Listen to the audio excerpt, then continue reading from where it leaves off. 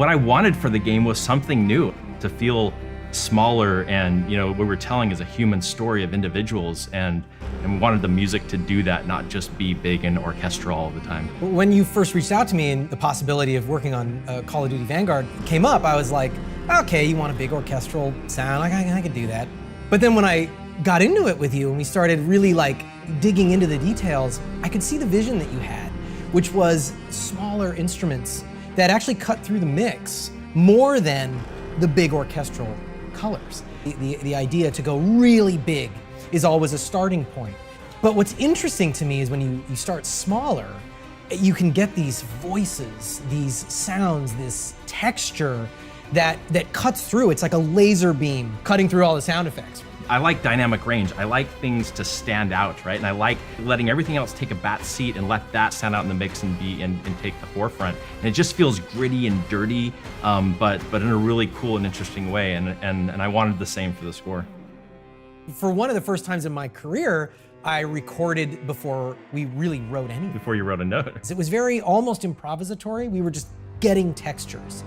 We had this body of work, this collection of agitated, strange string ensemble textures. We didn't have the score, we had the starting point. From there, it broadened out and we brought in more players.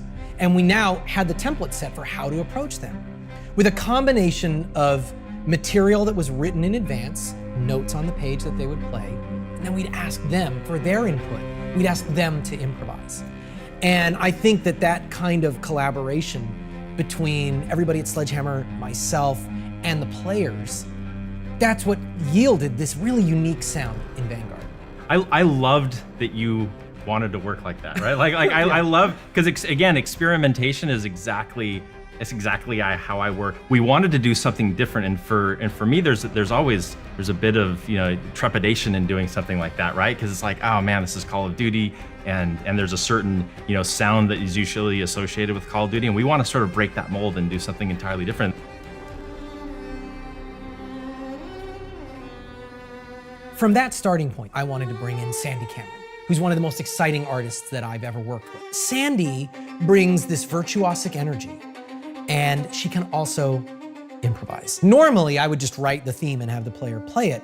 But in this case, in the spirit of doing that improvisation, I wrote a bunch of stuff, and we wouldn't decide what Paulina's theme would be until we had the audio of Sandy playing it, and we dropped it in, and it happened organically.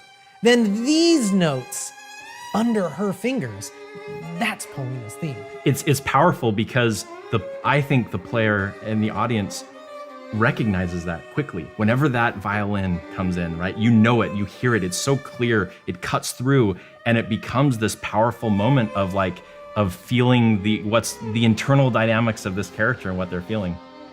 What's neat about Vanguard is that we have all these intimate, raw, scratchy, personal moments.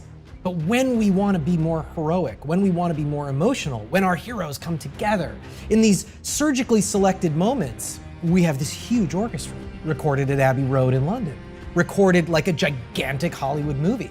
This is very much an epic, soaring, bombastic orchestral score. It's when we choose to do that that I think sets apart Vanguard. Yeah, I think the score in what we did, I think really elevates music in our game in a really powerful and interesting way. We started this whole thing wanting to take some risks, wanting to do something to change the sound, to be risky, bold, and experimental, but deep down inside, I'm hoping that it just becomes part of Call of Duty. I want them to have this emotional experience and just go, oh, that's what Call of Duty sounds like. Because it's a feeling more than an actual sound. It's the emotion, it's the soul of the story. And if it can accomplish that, if players will play this game and they will feel sort of infused in this story and really understand and feel the emotions of these characters, and if music can help that, and if music can pull people along in that storytelling, then I think it was incredibly successful.